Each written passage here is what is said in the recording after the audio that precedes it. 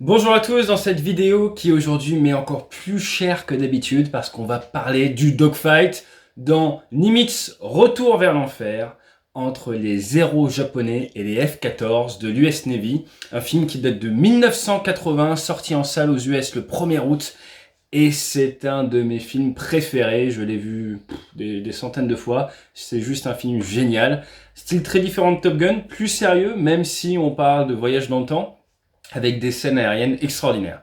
Sans plus attendre, on va attaquer directement cette scène-là, et n'hésitez pas à vous abonner à la chaîne. Si vous cliquez sur la petite cloche, ça vous permet de savoir quand on sort du contenu. On a à la fois des vidéos de débriefing long, des vidéos de débrief court, ou du contenu autour de l'aérien, en utilisant comme prétexte des simulateurs de vol. Allez, c'est parti. N'hésitez pas à mettre un pouce vers le haut ou vers le bas, ça permet à la chaîne d'avoir de l'interaction, et ça nous permet de gagner en visibilité. C'est parti, jingle. Alors, deux, trois petites informations avant qu'on commence. Je vous ai dit que ce film était sorti en 1980, donc 6 ans avant Top Gun. Il y a dans cette scène 2 T6, peints en 0. Il y a eu un total de 3 T6 utilisés pour le tournage, les 2 en vol plus un spare. Il y a un total de 2 F-14 dans ces images, le numéro 202 et le numéro 203. Tout le monde était basé à Key West, dans le sud des États-Unis, côte est, en Floride, pour le tournage, même si normalement c'est censé se passer au large de Pearl Harbor dans le Pacifique. Un total de 5 F-14, 2 peints en 202, 2 peints en 203 et un spare prêt à être peint d'une couleur ou de l'autre. On part toujours avec un spare dans l'armée. Ça permet de faire la mission à chaque fois. Pour les prises de vue, deux types de prises de vue. Les premières venaient d'hélicoptères qui essayaient de ne pas bouger. Et après, ils ont eu du mal, après plusieurs jours, à faire les bonnes images. L'autre contrainte, c'est qu'à l'époque, on ne pouvait pas débriefer de suite les images. Donc, ils filmaient. Une fois posées, ils envoyaient les bobines à être débriefées, à être utilisées, et ça mettait 2 à 3 jours à revenir. Donc, le lendemain, ils re-shootaient sans vraiment savoir ce qui s'est passé. Donc, le tournage a été compliqué. Et au bout d'un moment, ils en ont eu marre et ils ont appelé un B-25. B-25, qui est un avion de la Seconde Guerre mondiale, où au niveau de l'arrière, au niveau de la place du gunner arrière, du mitrailleur arrière, ils ont installé une caméra et ça a permis de faire des belles images qu'on va voir un peu plus tard. Parce que le réalisateur voulait que les T6 volent verrière ouverte pour que ce soit plus joli, mais ça oblige à voler plus doucement. Et il voulait que les F-14 volent avec les ailes repliées en mode combat, mais ça oblige à voler pour être à l'aise au-dessus de 300 nœuds et pas à moins de 200 nœuds. Donc les premiers jours de tournage, ils ont eu quelques gags. Voilà pour la big picture. Sans plus attendre, on est parti pour l'analyse du film. On a deux héros qui sont censés faire de la SUCAP, Surface Combat Air Patrol. Leur objectif, c'est quoi? C'est de s'assurer que personne ne puisse prévenir de l'arrivée de la force japonaise au large de Pearl Harbor. Étagement positif pour le numéro 2, des configurations différentes, ce qui n'est pas commun. L'équipier a un bidon, là où le leader n'en a pas. Généralement, on essaye d'avoir la même configuration pour les deux, mais nous, ça nous arrange, ça nous permet de bien savoir qui est qui.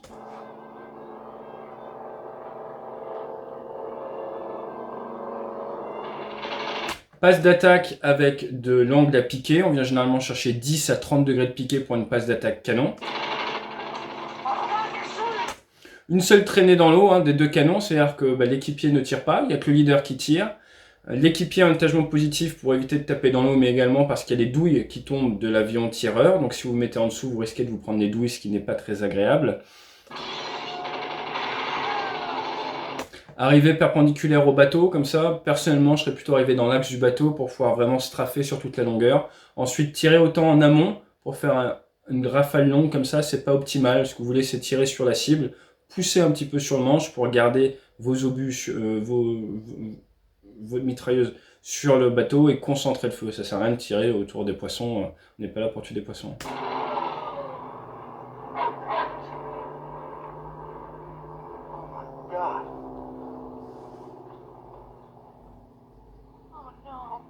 Captain, send a message. We gotta get off this boat. Come on, Laurel. Eagle Control, this is Alert 1. Donc là, on a le 202 et le 203, le pilote devant, le Rio derrière. Et là, une vue intéressante. On voit le bateau CVN-68, Carrier Vessel Nuclear, c'est l'abréviation pour porte-avions nucléaire. Numéro 68, c'est le Nimitz. Ici, on a les îles d'Hawaï, où je vous conseille d'aller. Perso, j'y suis jamais allé, mais ça fait partie de ma to-do list pour le triathlon. On voit que tout est centré sur un bullseye, le point A. Le point A qui est un point géographique. Vu que le bateau bouge, vu que tout bouge en environnement aéromaritime, on vient choisir un point géographique et on va parler en rapport à ce point géographique qui est connu par tous. Le E2C, c'est le Hawkeye, l'œil de la flotte, qui s'est mis à une centaine de nautiques, qui fait ce genre d'hippodrome particulier pour pouvoir scanner et tout détecter. On a le yacht qui est là, qui est en plein dans l'est du porte-avions pour une centaine de nautiques. Pourquoi je vous dis une centaine de nautiques? Parce qu'entre cette île-là et cette île-là, on a à peu près une centaine de nautiques. Donc ça vous donne une idée. Donc si on doit donner la position du yacht, il est dans le 270 pour environ 150 nautiques du bullseye alpha du point A. Et si c'est par rapport à Mother, par rapport au bateau, eh bien il serait, vous voyez, dans à peu près à 170 nautiques dans l'est du bateau. Why would they attack a yacht? Their job would be to destroy anything with a radio that could warn Pearl Harbor. Providing you and Mr. Einstein are correct. Dick, where would the Japanese fleet be at this time on December the 6th? Donc là, ils discutent pour toute l'histoire, le scénario qui est où se trouverait la flotte japonaise si effectivement on a voyagé dans le temps. Si vous n'avez jamais vu le film Nimitz Retour vers l'enfer, je vous invite à aller le voir. Là, ils décident d'envoyer le I-2, l'avion radar, le E2, voir s'il y a la flotte japonaise.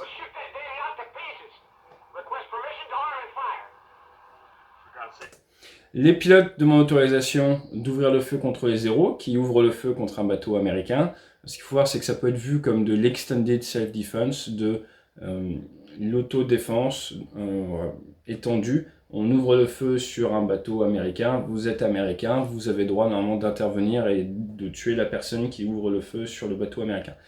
Mais bon, c'est des règles d'engagement. Là, on est pendant la guerre froide. Pendant la guerre froide, il y avait pas mal de keufs, comme on dit, de menottes. Pourquoi? Pour éviter une escalade. Et donc, les équipages sont habitués, et c'est normal, et on le ferait de nos jours aussi, à rendre compte avant d'ouvrir le feu. C'est pas quelque chose qu'on essaie de trop déléguer au cockpit, même si dans certains cas c'est possible.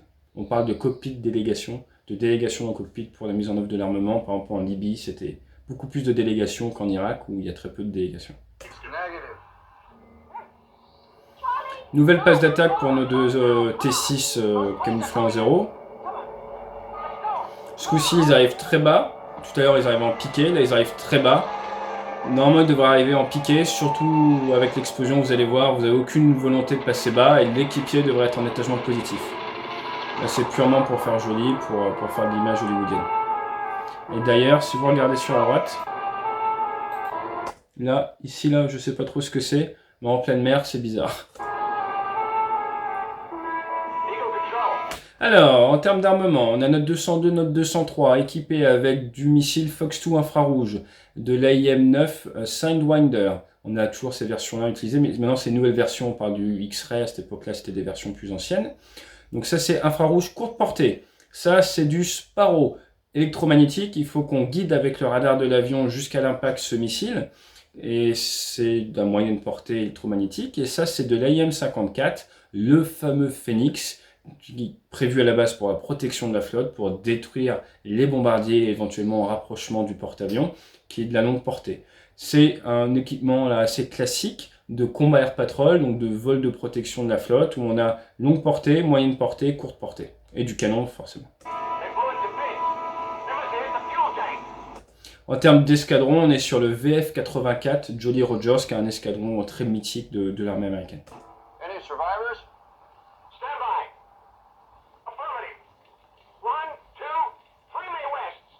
Donc ils sont très forts, ils arrivent à avoir à cette distance le nombre de Mae West, mais très bien. On peut avoir des jumelles hein, dans l'avion, c'est possible.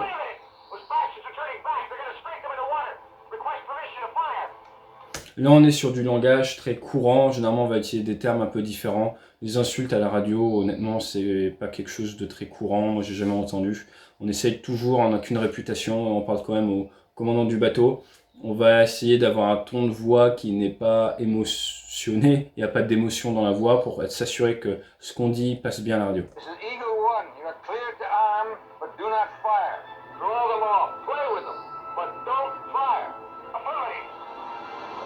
Donc là, c'est des vues qui sont prises de l'arrière du B-25. On a des consignes très claires qui sont, on peut armer l'armement.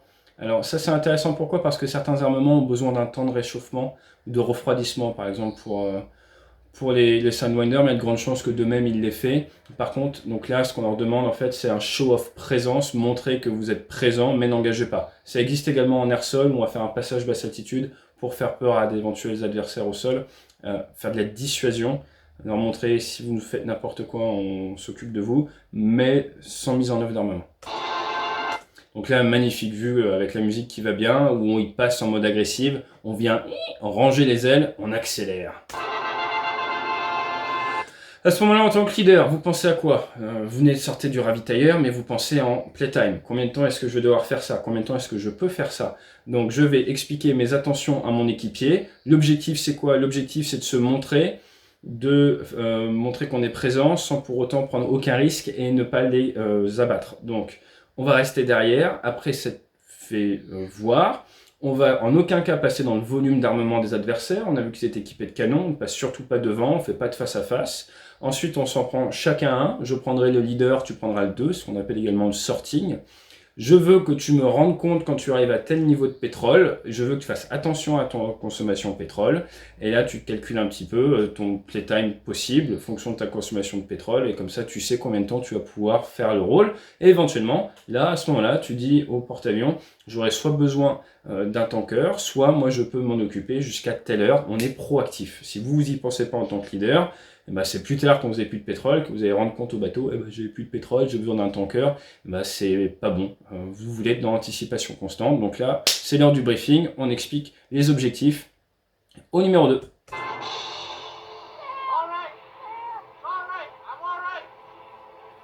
Nos camarades repassent, ce coup-ci un peu plus en piqué.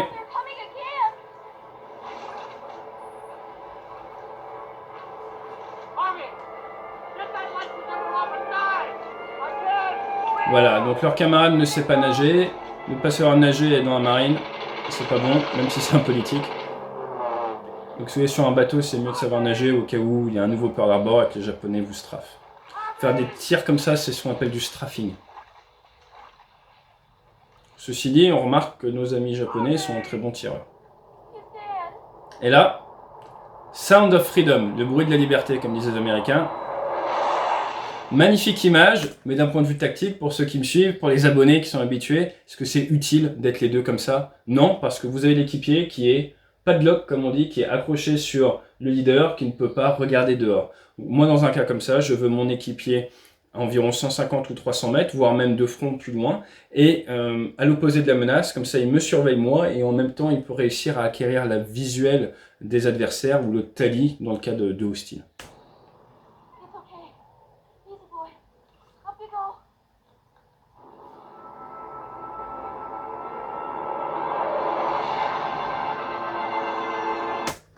Complètement mythique cette scène.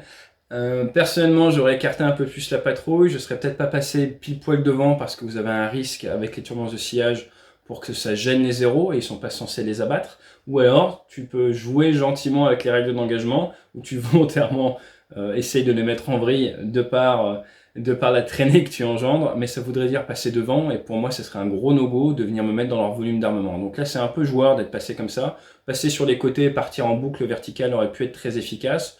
Pas besoin de mettre les deux avions, on aurait pu mettre qu'un seul avion. Et on voit nos amis sur le zéro sont très réactifs et tout de suite essayent de suivre, mais la différence de vitesse est beaucoup trop forte. La question se pose aussi de savoir là, ce qui est dû aux turbulences de sillage ou pas.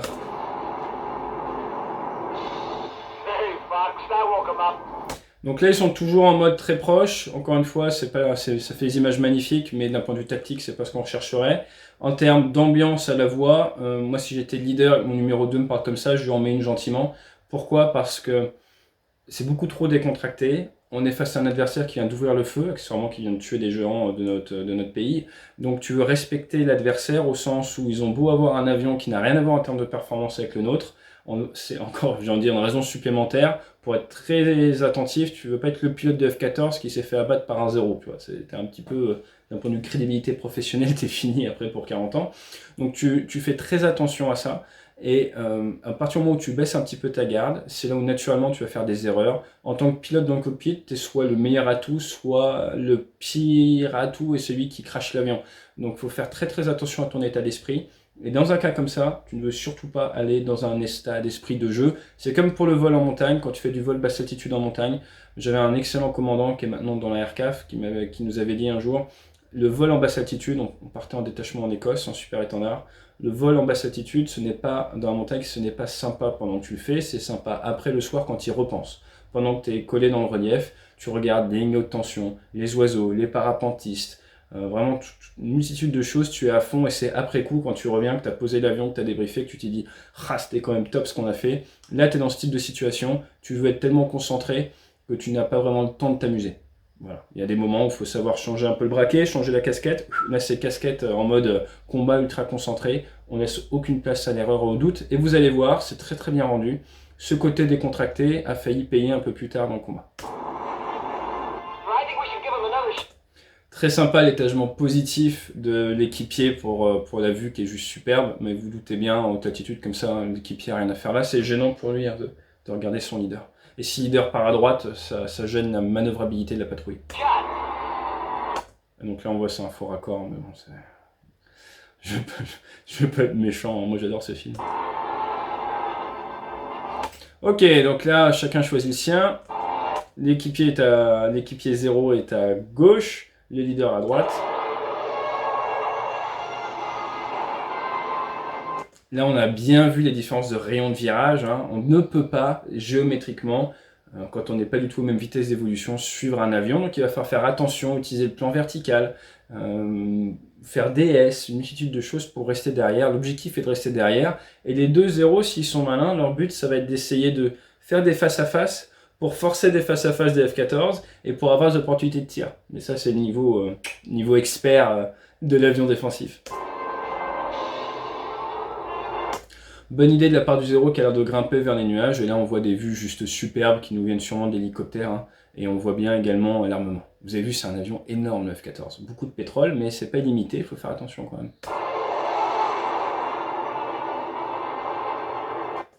Surtout quand on a la post-combustion. La post-combustion, comme on dit, ça croûte en pétrole. Le F-14 dans les nuages, là vous pouvez sûrement l'avoir au radar, néanmoins il faut quand même faire attention, mais on peut le suivre au radar dans les nuages. Néanmoins, je ne me mettrai pas trop proche. Ah, là, c'est des vues superbes. Hein. Ça, c'est filmé depuis l'arrière du B-25. Ça a dû être un vrai régal à faire. Mon expérience photographique, vous avez dû voir, on a fait des images quand je volais sur le Rafale 36, le Tiger. Il est proche. Il est proche pour que ça rentre comme ça. En fait, on est souvent beaucoup plus proche que ce que vous pensez quand il y a des photos ou autres. On vient vraiment très très proche des avions qui nous filment, de manière à faire des belles images. Très bien rendu, le japonais qui essaye beaucoup de bouger sa tête pour essayer d'avoir le visuel. Dans la vraie vie, il aurait sûrement fermé sa verrière pour avoir moins de traînée pour accélérer plus. Et là, qu'est-ce qu'on voit? On voit qu'il a sorti les volets. Donc les volets permettent de voler plus doucement, donc c'est sûrement une image prise depuis l'hélicoptère. Vous voyez comme ça travaille au niveau des commandes de vol. On a vu les ailerons se lever. Alors on est en moyenne altitude, le japonais utilise le plan vertical pour gêner l'adversaire, c'est exactement ce qu'il faut faire. Je vous parle souvent, quand je parle de combat aérien, des fois qu'il faut savoir être patient. Là ce qu'on veut c'est suivre un peu la géométrie. Donc si le F-14 était parti vers le bas tout de suite, en termes de géométrie, il aurait coupé dans le virage, et si il aurait posé un souci, il serait trop rapproché, donc il faut savoir être patient. Donc il a délayé de quelques secondes avant lui aussi de partir en bas. C'est de la poursuite.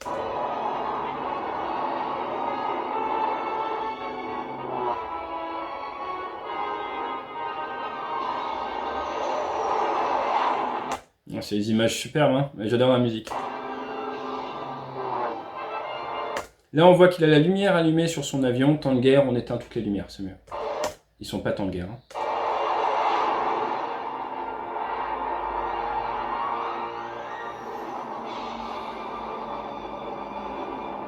Voilà, donc là, ça y est. C'est intéressant parce que ils ont commencé tactiquement à faire des choses très bien. Le premier passage, effet de surprise, ok, j'achète. Après, derrière, ils sont en prime position.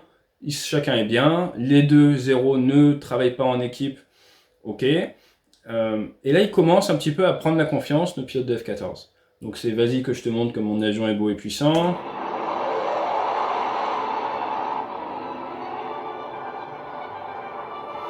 Battre des plans, ça a différentes significations. Ça peut être un ordre de « bien compris, je te suis ». Bon là, il bat des plans pour battre des plans, mais de toute façon, dans un cas comme ça, on ne viendra pas se mettre en patrouille serrée pour essayer de communiquer avec, c'est pas du tout les consignes.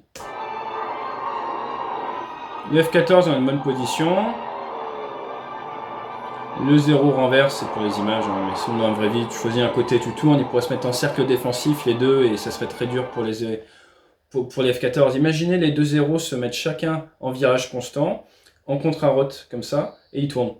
Et ben là, bon courage pour les F-14, va pas rester au-dessus et attendre, et ils tournent les deux comme ça, et si tu te rapproches, ils te tirent dessus. C'est ce qu'on appelle le cercle défensif.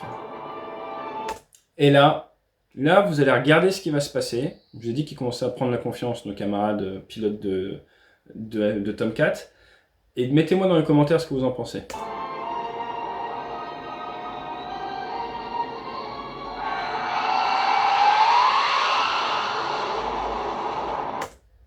Ouais. Allez, je suis ravi d'avoir votre analyse dans les commentaires. Je vous la remets. Ça monte, ça part faire une sorte de tonneau lent, mini barrique, et là, oh, il a fait une sorte de tonneau barriqué, c'est sympa, je vais faire la même. Et là, il fait, en français, il fait n'importe quoi. Vas-y, que je lui lève le nez, que je tourne, et là, l'erreur, c'est, là, je sais pas trop ce qu'il fait, il attend trop, petit arrêt au niveau du roulis, et après, il rattrape au roulis, et là, il se fait peur. Et je crois d'ailleurs qu'au niveau du tournage, tout ça, ils ont fini assez bas. Là, c'est l'exemple typique de comment tu baisses ton niveau de vigilance. Tu te dis, tiens, je vais faire pareil, il n'y a aucune raison de faire pareil. Je pars faire un truc cool. Et là, tu manques de te tuer tout seul. Donc ça, clairement, je pense que c'était pas du tout volontaire. Je pense que ça a été débriefé et je pense qu'ils se sont fait peur. C'est la barrique qui tue, comme on dit. Et ça a déjà tué pas mal de monde. Et même sur Rafale, je connais des gens qui se sont fait peur en barrique. La barrique, il faut faire très attention. Vous levez bien le nez, vous tournez et vous passez bien l'horizon des ailes à plat. Le secret de la barrique, c'est de bien passer l'horizon des ailes à plat. On va la remettre. Regardez le 0. Parfait. Et il a les ailes à plat au moment où il passe l'horizon. Vous voyez, il lève et là c'est nickel. Et là le Tomcat. Au moment où il passe un peu l'horizon, vous voyez, il n'a pas encore mis assez de roulis et du coup il n'a pas mis assez de roulis et il manque un peu et il commence à tirer et du coup c'est la course en sac. Il aurait fallu qu'il ait plus d'ailerons de manière à pouvoir mieux passer sa barrique et il n'aurait eu aucun souci. Mais là vous voyez, il attend et là il fait toute une partie où il redescend nez bas à 60 degrés. C'est vraiment très très dangereux, c'est ça qui tue. Parce qu'une fois que vous avez les ailes à plat, là vous pouvez commencer à bien reprendre. On va la remettre. Regardez la différence entre la manière de tourner. Le 0 le fait proprement et de manière continue et lui s'arrête et après reprend. Il ne faut surtout pas s'arrêter dans un cas comme ça. Donc attention si vous faites de l'avion un peu comme ça. On continue dans nos prises de confiance. Et là, qu'est-ce qu'il nous fait? Regardez, ce qu'on appelle un blinding turn. Donc il arrive en face à face et en plus il lui montre son ventre. Et regardez là. Que vous soyez pilote ou RIO, Radar Interception Officer, le navigateur officier système d'armes derrière, il n'y a aucune chance que vous arriviez à voir votre cible. Donc il fait un passage où il perd le visuel, il perd le tally de son adversaire et du coup l'adversaire en profite pour lui tirer dessus. Donc j'ai même envie de dire, dans un cas comme ça, il ne sait même pas qu'il s'est fait tirer dessus. Donc il peut se plaindre et dire que ça l'énerve, mais c'est entièrement sa faute. Il s'est mis dans une position qui n'était pas du tout celle qu'il aurait dû avoir. Il aurait dû rester derrière en attendant des nouveaux ordres du bateau, en économisant son pétrole. Voilà. Mais bon, ça fait des super images. Moi je suis très fan et pour le scénario, c'est juste complètement logique. Voilà, c'est peut-être la barrique pour bien se remettre le dos. Là, qu'est-ce qu'on voit? On voit qu'on a notre Nimitz qui est toujours ici et il a coulé le bateau, donc ils l'ont effacé. Par contre, on a nos deux avions japonais qui sont marqués là, qui sont en rapprochement dans le 090 pour une petite 80 nautiques et qui sont sur un cap 270. Donc là, il y a des nouvelles consignes Course 220, on voit qu'il allait effacer la dernière marque, mais 220, ce n'est pas complètement cohérent avec ce qu'ils vont dire. Vous voyez, si c'est 220, c'est que ça va un cap comme ça, à peu près. 220, ça va là. Donc ils auraient mieux fait de dire qu'ils vont à un cap 270 et ça aurait été logique. Mais bon, c'est du détail de chez détail. Hein.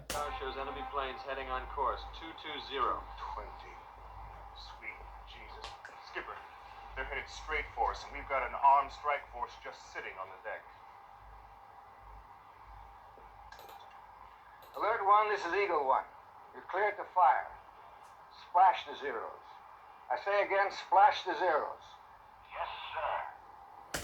Dans un cas comme ça, on a l'ordre d'ouvrir le feu. Personnellement, j'aurais collationné. Il y a de grandes chances que l'équipage collationne. C'est pas juste un yes sir, c'est...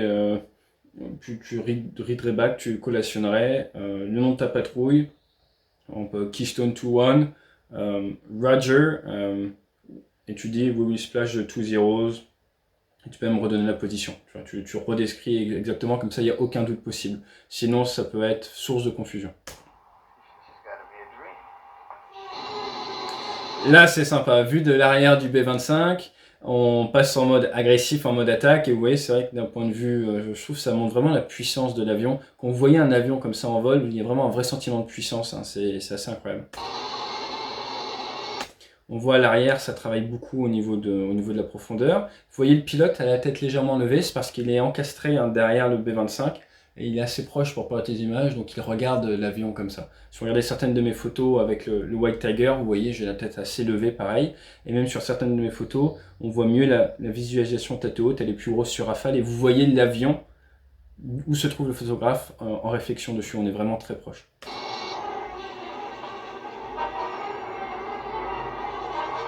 Allez, c'est parti. Donc là, comment est-ce qu'on peut punir les zéros? On a à notre disposition 4 types d'armement. Ils ont tout le panel. Ils ont du canon.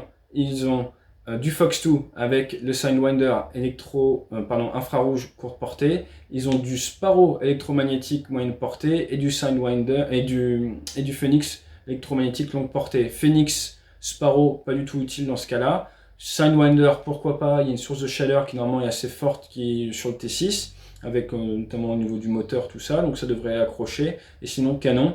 Personnellement, je pense que pour le fun, oui, tu peux tirer un missile et derrière, canon si besoin.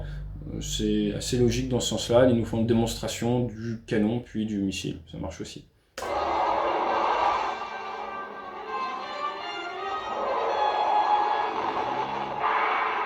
Voilà, il se met là à l'arrière, bonne position de tir, il reste derrière, il analyse, il se rapproche, parfait, rien à dire. Très propre. Le pilote japonais aurait pu sauter s'il avait un parachute. Pourquoi je vous dis ça? Dans certains cas, certaines missions, les pilotes n'ont pas droit au parachute. Là, il fallait éviter de prévenir un peu par l'abord, donc c'est pas impossible qu'ils aient pas droit au parachute pour éviter justement d'être capturés et de lâcher des informations. Je ne sais pas précisément dans ce cas-là ce qu'ils ont voulu recréer. Là, on voit bien le F-14 qui suit le 0, il met son nez à l'arrière, il fait ce qu'on appelle du lag poursuite. S'il venait mettre son nez devant, ça pourrait poser un souci en termes de distance. Donc là, il reste derrière et il essaie de faire accrocher ses missiles infrarouges.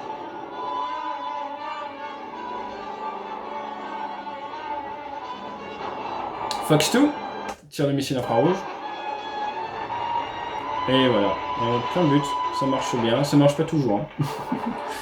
Alors regardez ce qui est passé en Syrie, le Fox 2 n'a pas marché. Par contre là on a une petite incohérence, enfin une double incohérence. Première incohérence c'est lors du tir. Alors quand on regarde l'avion qui tire,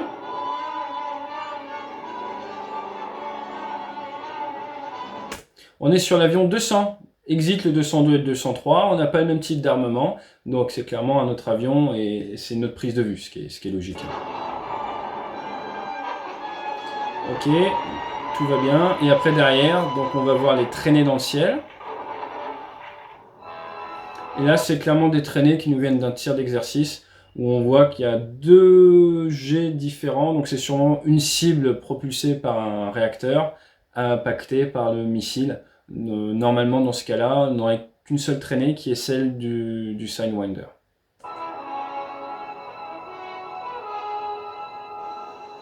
On se retrouve avec notre 202 et notre 203 qui rassemblent par la droite. et qui ont toujours tout leur armement. Vous regarderez, on a vu partir le Sidewinder de la gauche, mais eux, ils ont toujours tout. Encore une fois, on va pas leur en vouloir. Hein. Et vous voyez, le pilote regarde à gauche, il est en patrouille là, sur l'avion qui filme. Et on sent clairement la satisfaction dans la voix. Et voilà, parfait. Alors, qu'est-ce qu'on peut dire de plus sur cette scène? Moi, c'est une de mes scènes préférées. Je vous invite à la regarder sans coupure. Elle est vraiment super sympa. Le son est bon, le montage est parfait, la musique est juste exceptionnelle.